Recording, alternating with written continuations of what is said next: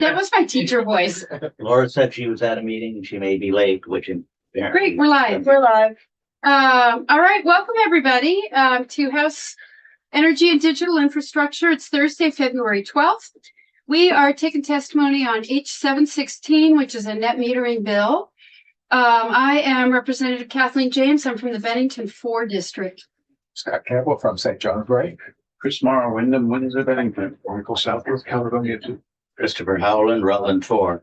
Dara Torrey, Washington 2. And in the room, Dana B. Perry from the Craftsman Group. Sophia McKinnon, Chamber of Commerce. Peter Sterling, New Bennington, Vermont. great. All right, for the record. Yeah, my name is Jared Cobb. I'm the general manager of Catamount Solar. Should I just jump right into it? Go for it. So we're a solar contractor based in Randolph. We've been in business since 2010. We are formed as a worker-owned cooperative, which is a unique business structure, especially for solar contractors. And essentially what that means is that once folks have been on board with Catamount for a couple of years, they can join as co-owners, and then they get a say in the way that the business is run and also a share in the profits. So a neat thing about that is that we get kids 18 years old on a tech school who join Catamount Solar, work on the roof, learn the trades, become an electrician, and then they become a co-owner in our business, and they get an equal cut of profits, the same that an exec would get, an electrician would get the same amount. It's a neat business structure, and it means that we've got some really good people on staff. Right now we have 25 employees, 13 co-owners. Another thing that we do is we donate 5% of our net profits to community organizations, food shelves, conservation camps, migrant justice, groups like that. So I'm here today just to talk about this bill H716, and really the thing that I think I want to talk about is that it's difficult for customers to go solar right now. We had the loss of the federal tax credit, which was very sudden. We had the removal of $62 million in solar for all funds for the state of Vermont. And the economics of going solar now are just very different than what they were. The cost of materials are up because of tariffs. And the payback on a system has gone from 7 or 8 years on a good site to 12 or 13 years. And when you're sitting down at a kitchen table with a customer, trying to pitch them on the economics of solar, it's a really, really tough argument right now. So what we're asking for is for this bill to be passed. We think that if we no longer have the behind the meter tax, and I'll get into some of the specifics on this, which are in my handout, but if we don't have the behind the meter tax, which essentially taxes solar that people produce on their house or in their backyard, there's Green Mountain Power or the utilities get a cut of that solar. It's not worth the full value. We think that should be done away with. And then we also really need the state to stop chipping away at net metering compensation. It's been happening for the last 8 years. And, if we want solar, if we want distributed generation in Vermont, we need to help the solar industry because it's a tough time right now. So I can get into, let's see, I can get into the handout section now where I kind of explain the rates, and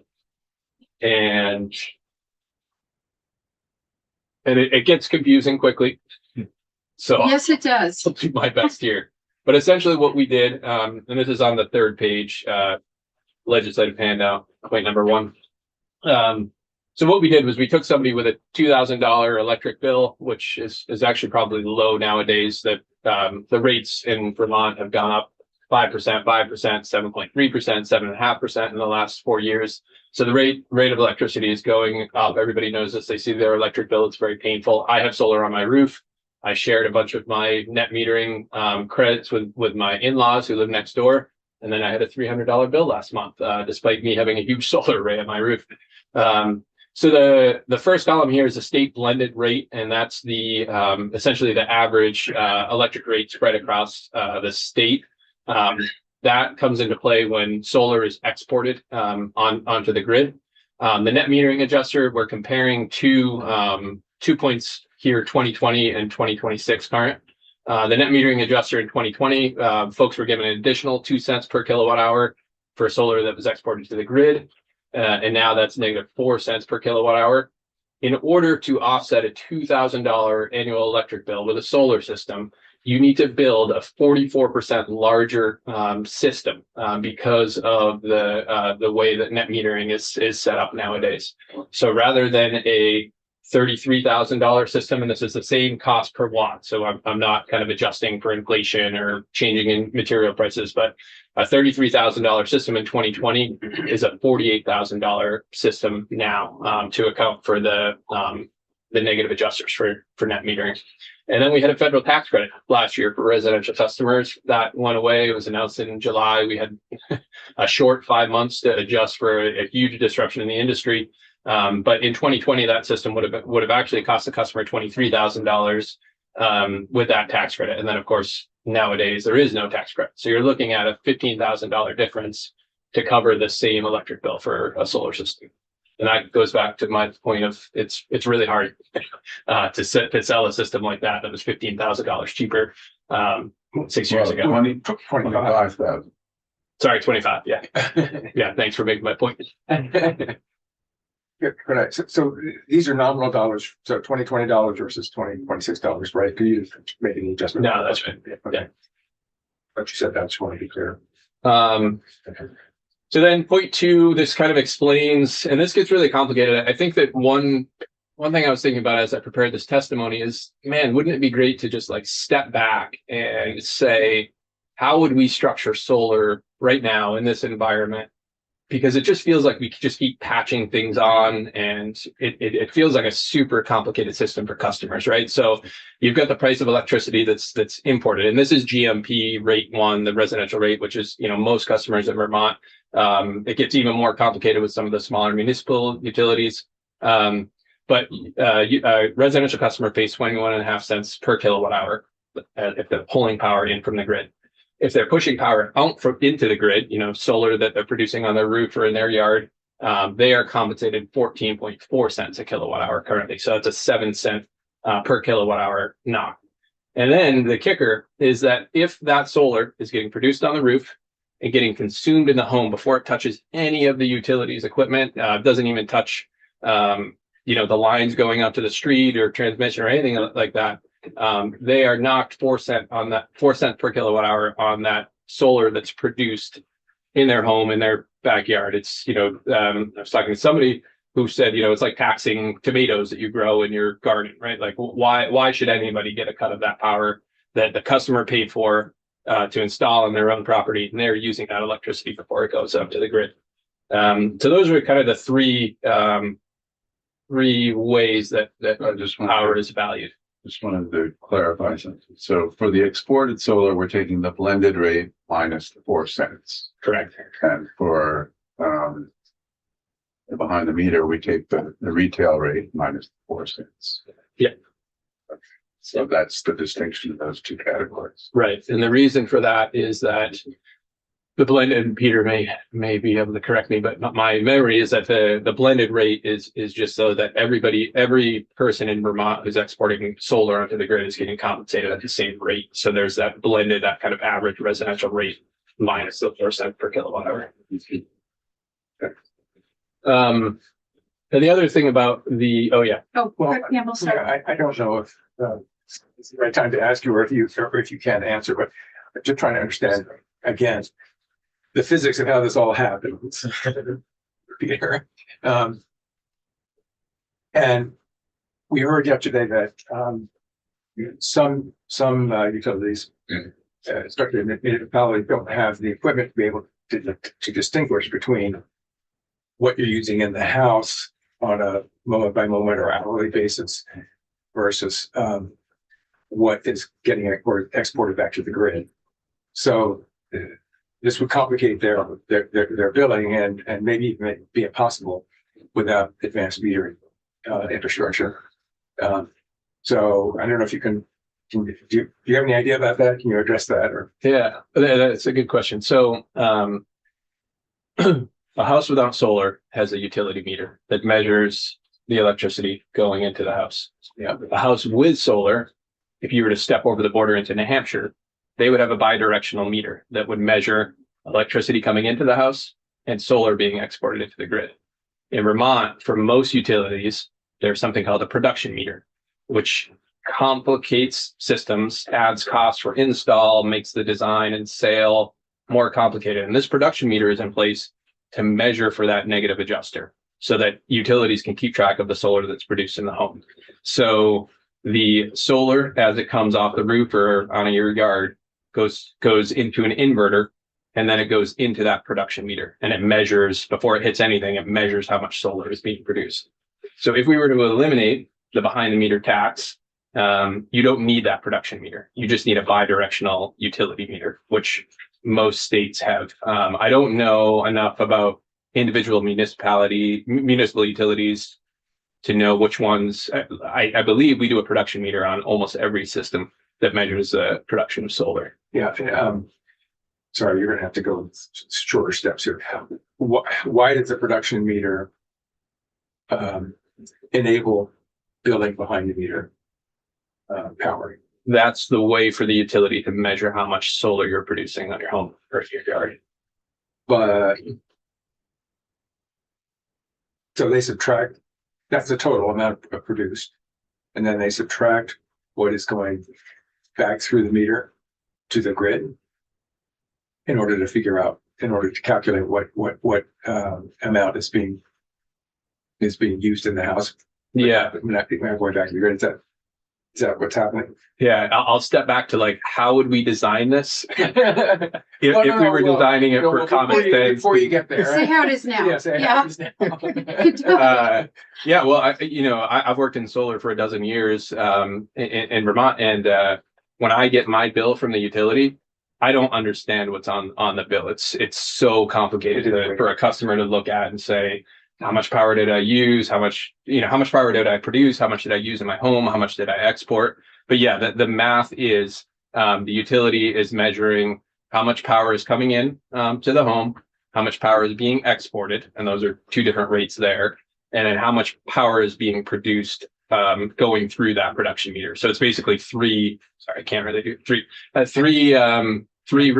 measurements that they're taking: how much power is coming in, how much is going out, and then how much you're producing on your roof or in your backyard. So the meter, most times, well, maybe these are just the advanced meters, I don't know, but the meter, and maybe not, the meter between the house and the grid is bidirectional, so it can measure both directions. Correct. Right. That's so, and the utility knows those numbers, and so that's how they calculate what the behind the meter usage is. Okay. All right. And then how would you design it? Well, you want to ask your question? Go ahead. Well, is this on that though, before we move to the Yeah. future world? Yeah, it's kind of going to what he mentioned about. Let's stay here now. Go, Mike. So you mentioned New Hampshire, bidirectional. Are you very familiar with New Hampshire systems and what their utilities charge and how they charge? How are they different from Vermont? I'm not the only thing I'm familiar with is that you don't need a production meter. Okay. You don't. The utilities, all they measure is at that utility meter, the bidirectional. And I'm not familiar about rates, and we only do a little bit of work over the border in Hampshire. Okay, thank you. One other point before I go into like how would we like this? How would it make more sense for Vermonters? How would it make it more economical? How would you be able to read your utility bill without calling customer service? Is that batteries, when you look at the way that things are designed implemented now versus when they were 6 or 8 years ago, batteries, home backup is a much bigger thing now than it was 6 or 8 years ago. So last year, Catamount, and we're certainly not the biggest installer in the state. We're kind of medium sized, but we installed 200 systems last year, and we installed 300 batteries. So on average, a system that Catamount installed last year had 1.5 batteries attached to it. And batteries mean that, when you think about, when you're thinking about the arguments against this bill from utilities or PUC, the batteries allow the utility to pull power when they really need it. And I actually included a graph at the end of my handout just showing how much money was saved in on one day this past summer with the ability to dispatch power when utilities really need it at peak moments when everybody's running their ACs and pool filters and whatever else. That on one day in, I forget if it was June or July last year, $19 million was saved on the ISO New England grid from behind the meter solar and batteries. So the battery element, the reason I'm mentioning this is that this production meter complicates battery installs way more than solar installs. I was just reading an email as I walked in. We have a customer in Stowe on Stowe Electric who we installed their system in November, and Stowe is still trying to figure out how to meter their system because they're trying to get this production meter installed, but the battery has a built-in battery and inverter. So typically the inverter and the battery are separate. So the inverter converts the electricity from the roof, which is DC power, into AC power that you'd use in your home. And the battery, this is a Tesla Powerwall, which is the most common battery installed in Vermont. The Tesla Powerwall has a battery and the inverter built into one box. And so Stowe Electric doesn't, how do you put a production meter in between the battery and the inverter when it's all in one box? So we have a customer who we installed 3 months ago who hasn't had their system turned on because Stowe doesn't know how to meter it. So batteries are a big part of what's going on right now. And this production meter, this behind the meter tax is like, it really makes it super complicated for people. So of those 200 systems, do you know how many of them have batteries attached to them? Right. I said on average 1.5, just based on the sheer volume. I just asked because yesterday we were having this discussion with the department about in their analysis, they want to pull out batteries from solar. And I was saying that it's really, in actuality now, they're pretty much integrated systems for the most part. So I like the 1.5 statistics, but it'd be good to know, but roughly of those 200 systems, how many have batteries? Don't. Yeah, it's 2/3, I think would be a good guess for us. Yeah, pretty close. So 2/3 of customers are attaching batteries. And some of this happens too, where somebody already has solar and then they come and say, hey, I want to get into the GMP lease and I want to get a battery installed. So, say 2/3, which, 6 years ago was next to nothing. Batteries they were super expensive and so that weren't very going up reliable. every year. Yeah.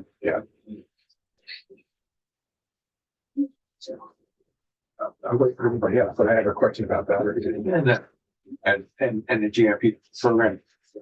It looked to me reading there, I was thinking about doing this myself and actually had you guys count to give me an estimate and all that. And it worked financially for me, so I did do it. I was adding to a small system on my roof. But looking at the battery lease contract, the GMP, it looked like this was all the GMP's benefit and very little to mine, or to the customer's benefit, because I could charge the battery in the summer with electrons from my panels, but I couldn't use those electrons in the evening or at night to offset my load overnight. Because the dispatch or the usage of that power in the battery was at GMP's discretion. I didn't have any access to it, except in case of an outage. Is that did I understand that correctly? That's what it seemed to me. I mean, and I meant to ask this to Candace yesterday when she was there, but I think I mean, roughly that's right. I think the other piece of so yes, it is a lease, right? So GMP owns the batteries, so they can decide what happens with it. And customers certainly get the power during outages, and that's what people appreciate the most of it is that they have this very cheap, $55 a month battery backup. And I don't have a system myself, and I'm not a salesperson, so it's hard for me to answer that. I don't. You can turn off the connection to the grid and use batteries at your own discretion, except during specific times when GMP will notify you the day before. Is that right? During these peak hours, they're going to be drawing. Then they override but otherwise you can control it from the Tesla app. Oh, So really? it disconnect from the grid and then it uses your battery until you tell it to go back on. Oh, okay. That's a Powerwall thing though, not. Well, yeah, I mean, but that's how you control your battery system. Yeah. Jared, I apologize for coming in late. Just I'm looking at your testimony while you're talking and trying to catch up. Yeah, no worries. Just a question. In here, you're referencing a tax. That's a figurative term, correct? Correct. Okay. Yeah, I guess I could have put that in No, quotation. it's okay. I apologize. That's me being wrong. Also. You were gonna design the perfect system then. Yeah. Yeah. Well, yeah, I think we need to acknowledge where we are right now and where it looks like we're going to be for at least the next few years, which is that there's no federal incentive for renewable energy, and if anything, it's going to get more challenging. The solar panels that we buy today versus what we bought a year ago, they're 50% more expensive for these solar panels. There are these big tariff cases that are happening in Washington, D.C. that could make solar panel prices go up even more. So if anything, the economics of solar are going to get worse over the next few years. And we had unprecedented demand last year for solar. It was our biggest year ever last year. Vermonters want to produce their own electricity. They want, we have that community ethic in Vermont of like contributing to overall grid resiliency, right? The more solar we have on the grid, the more batteries that are attached to it, the better it is for everybody, because it means we're not relying on these natural gas or oil plants when everybody's turning on their ACs or their heat pumps. So we need to do, this bill, I think, is like just kind of common sense. Like I would advocate for even more, but at the core of it, the fact that a customer gets less than full value for the solar that they produce on their roof or in their backyard, it's whenever I explain that to anybody, friends, family, customers, they're not happy with that. Like, why is it that I can't get full value for the solar that I'm producing on my roof? So eliminating that negative adjuster for the solar that's consumed in your own home before it touches the grid, that would save something like $5,000 for a customer. And we were looking at the $25,000 delta between a system purchase in 2026 versus in 2020. So that goes some way to helping with that $25,000. And that's actually like a very, simple thing in my mind. We get rid of this extra piece of equipment, which is a production meter that's measuring that solar off the roof. The only purpose of that production meter is so that the utility can keep track of it and then deduct value from the customer. It complicates installs, trying to figure out where equipment goes on the outside of houses is always a hard thing to do. So that's the first thing. And then the negative adjuster, overall, this -4 cents adjuster, if that goes to -6, if that goes to -8, we've already seen the charts that Rev has shown of the, number of net metering registrations in Vermont over the years. Like, how is it going to be any different than going to zero? Like how we're at a point right now where it's only folks with, on-estate folks with a second home in Vermont or people with money who can really look at the price of these systems and say, sure, I'm going to pay $100 more per month for a solar system than my utility bill. Like, yeah, let's go for that. Like, most Vermonters can't do that. Like the economics need to be either parity with your utility bill or a savings for solar over your utility bill to really get, to get back to where we were as a state. I had a question about that. And I'm glad you mentioned per month. Because that's how I put in my solar system a long time ago. And that was how I have always done the math. I think the cost of the system at the time was low 20s after the credit. And I didn't have that cash, so I financed it. And it's been important to me over the years, that what I'm paying for my solar loan is offset by the net metering credits and by the drop in my electric bill. So it wasn't that I could come up with, tens of thousands of dollars worth of cash. It had to do with my monthly household budget. And breaking even or coming out a little bit ahead for this, investment I was making in basically like distributed power generation, which is good for all. So my question to you is, do most of your customers finance? Do you have many people who pay cash?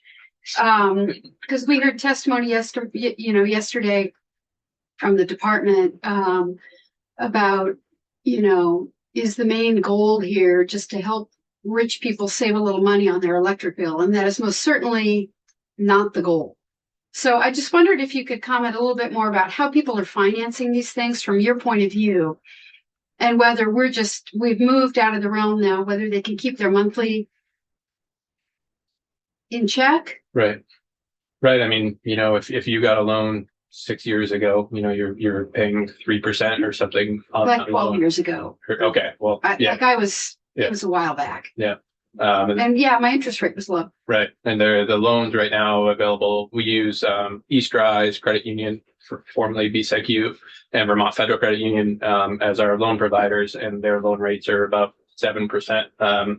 So when you look at these numbers, the $25,000 difference, and the difference in interest rates, in 2020 versus now, it's, if somebody takes on a loan, it makes this increased cost for solar because of everything that's been happening. It makes it even worse. Right. So most of our customers are cash customers, just because it, like, penciling it out even for cash, you need a very perfect roof, perfectly south facing, no trees shading it, for it to even be close to your utility bill, if you're paying cash. But when you're taking on a loan, it blows it out of the water.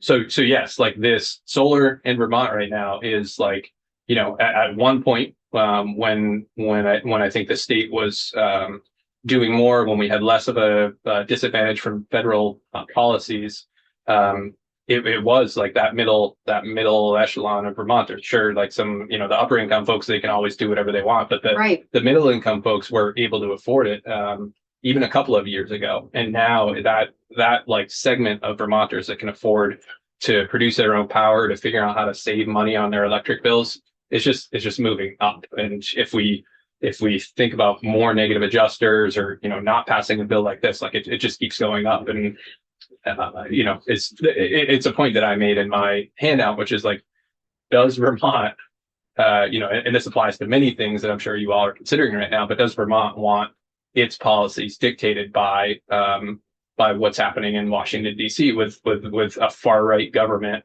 attacking everything that Vermonters stand for? I don't want to come off as the folks that work for Catamount, they hunt, they vote for Donald Trump. They are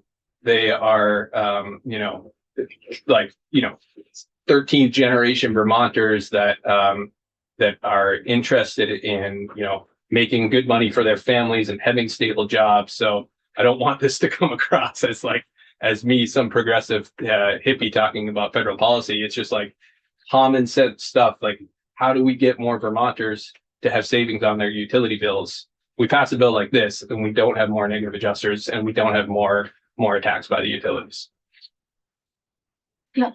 So I think you said before that by having having to install a production meter, that adds around $5,000 to the cost of an install. Is that correctly? The cost to install it is like $500, but the value that's lost with the negative adjuster being applied to behind the meter production, that is $5,000, if that makes sense, right? So yeah, so that takes into account the tax, the 4 cents on the production. Exactly. Yeah. Okay. All right. Okay. So then I didn't understand it. So it's a $500 ad at the install stage. It's not that big an ad at the install stage. Even the complication of the wiring and all that, it's around $500. Yeah. I mean, the meter is not that much money. You're having to run some wires to it. I mean, the simpler we can make things, Sure. certainly the better. Sure. But it's not a ton of additional money for. Right, Yeah. okay. What would happen if we did pass this bill and that effectively meant that future installs didn't require a production meter? What would that do to existing installs that have a production meter?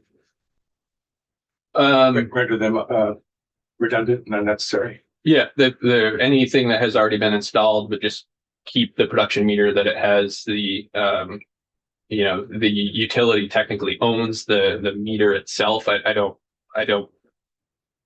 suspect that the utility would go, drive around and collect all their meters. If they did, there would be an easy way to make sure that, because the meter makes sure that the electricity can pass through that enclosure. So there would be an easy way for us to supply customers what they need if the utility went and got their meters. But it wouldn't affect existing customers. Well, yeah, I guess I'm not asking whether utilities would come and collect their meters or not, but they could. But just it would render the meters unnecessary and redundant is what I'm understanding, right? So there would be no reason to have those meters. There's no reason for it unless you want to, take away from the value of what customers are producing on their roof. Well, that's what I thought I understood. I just want to make sure that I did. Did you want to explain your graph here, just to the last page? Oh yeah, that was a study that was done last summer. There was actually a couple of EPR stories on it, but it was essentially showing there's like the yellow slice that's showing hour by hour loads on the ISO New England grid. And so it's showing a hot day in the summertime when there's a lot of power being called for on the grid. And what happens, as you all know, is the utilities fire up these really expensive plants to supply that power. But that yellow slice was what behind the meter solar did in New England. It basically just cut down the peaks of the power that was needed on the grid and saved. The estimate is it saved $19 million in that one day that solar dispatched. Repellent? Behind the meter solar or behind the meter battery? Is this, It's both in that. so if you have a battery and you buy it with Green Mountain Power's lease program, you have to leave them access to your battery. But if you install your own battery, and don't allow them access to the battery, you sort it yourself. Right. Then we don't need to argue over the wiring diagram of the production meter. But it has its place. And I've been involved with net metering since '98, since it was born, since inception. Yeah. Great. Do folks have any more questions for Jared? All right. Thank you. Thank you. Yeah. Thank you so much for Thanks being here. Thanks for letting. Yeah. Appreciate your time. Good job. We have about 10 minutes. Maybe we could stay on live and we could, I could update folks on what we're trying to get done this week and what we're trying to do this week. Folks have a session. Okay, so, alrighty, so the method to the madness. So we've got, thanks again, Jared, for being here. Yeah. Thank you. So we've got, the three bills that we spent time on during the first half of the session, out the door, heading to the floor. So today is cell towers on the floor. Today and tomorrow is cell towers on the floor. Friday and Tuesday is copper to fiber on the floor. And then tomorrow we're voting out plant. And Bram's going to join us remotely. He's going to try to vote because he's the floor reporter. Although I did check, I just wanted to make sure I did check with the clerk. He doesn't have to be in committee to vote in order to report the bill on the floor. I just wanted to make sure we weren't making some error. So that'll be on the floor next week. So we've cleared the decks of the bills that we worked on in the first half of the session. And then what we've been doing the past couple weeks and a little bit next week is then trying to take enough testimony to do a gut check on the bills that some of our committee members have been working on all summer and fall, right? So that was and is Rep. Campbell's residential energy code bill. He has been working on that for years, actually. Rep. Sebelia's data center bill, the disconnect bill, the net metering bill. So my goal there has been to take enough testimony so that we could either get a draft before the committee that people can be like, yep, or nope, or even just take enough foundational testimony, for example, like on data centers, to decide like, okay, what are we going to do? You know, are we going to vote this out? Are we going to revise it? What are we doing? So that has been the point, to take those bills that had a lot of time and effort behind them, and try to get them to the point where we know next steps. So that's that. So I feel like we're getting close on some of the testimony we've been taking on disconnects, net metering, data centers. Will wrap up by Friday, and we can get some sort of sense of what next steps might be. On the residential energy code bill, Scott's been working offline to try to take all the testimony we've heard and distill it down to a draft that we can get some sort of sense of like, hey, you know, fire safety and OPR are kind of okay with this. So Scott's been working on that. Similarly, I listened to the testimony we heard from folks last week on 740. That's our greenhouse gas bill. And I've been trying to work on getting a draft that takes all the testimony and conversation we've heard to date and bring an updated draft back to the committee that A&R can get behind. So that's that. So my thought is that by next week, we're going to be knowing what the next round of bills are that we might try to vote on before crossover. We've got 3 weeks left before crossover.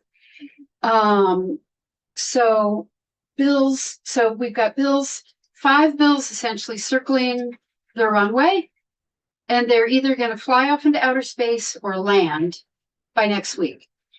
So what are we going to do with the time we have left? I know a lot of folks are interested in having our committee learn more and consider kind of the future of nuclear power in Vermont.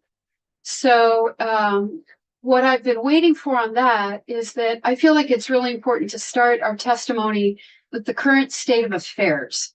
So we've been waiting for the NDCAP report to come out, the annual report to come out from the Nuclear Decommissioning Citizens Advisory Panel. And that was delayed. It's supposed to be published on February 14th. So I've been in touch with Commissioner Johnson about the timing on that. Basically, he wanted to wait until the report was out to come in and present the report. So that's tentatively scheduled for next Tuesday, I think, maybe, or Wednesday. He's confirmed. So we're going to start by learning about Vernon. We also had talked in this committee last week about the thought of having some kind of a task force that would really look at what next steps would be for Vermont and for our energy future.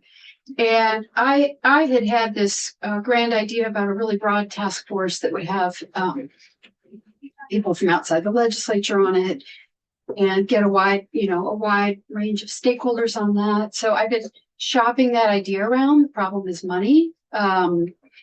So I wanted to just update folks on possible breakthrough, which is that there is an existing legislative task force called the,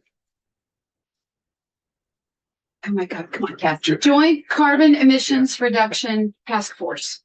Or, yeah, is it task force or committee? Whatever. Committee. Anyway, this is one of those things that happens sometimes in the life of the legislature. There are things hiding underneath the sofa cushions. And so this is it's a joint House Senate committee or task force that is existing. It doesn't currently have members on it, except for 2. And it's funded.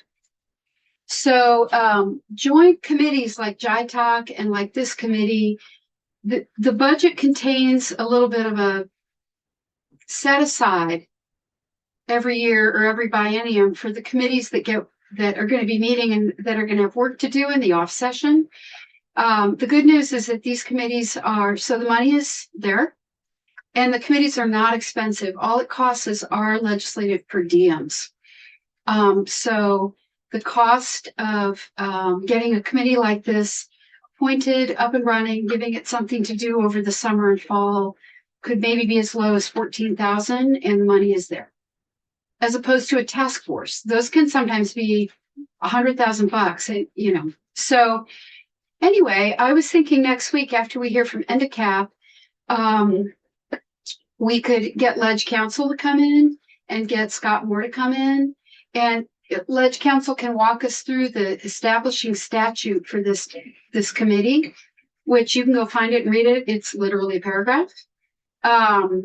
And our choice, and we can get Scott to come in and say, here's what the money is.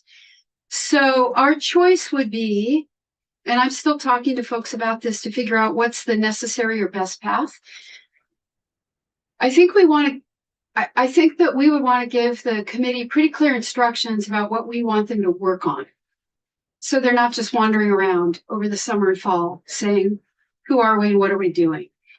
It's unclear to me whether we need to change the statutory charge to do that, or whether as a standing committee, we could simply work on a letter. We could take testimony after, both before and after crossover to really get our heads wrapped around what do we want them to do?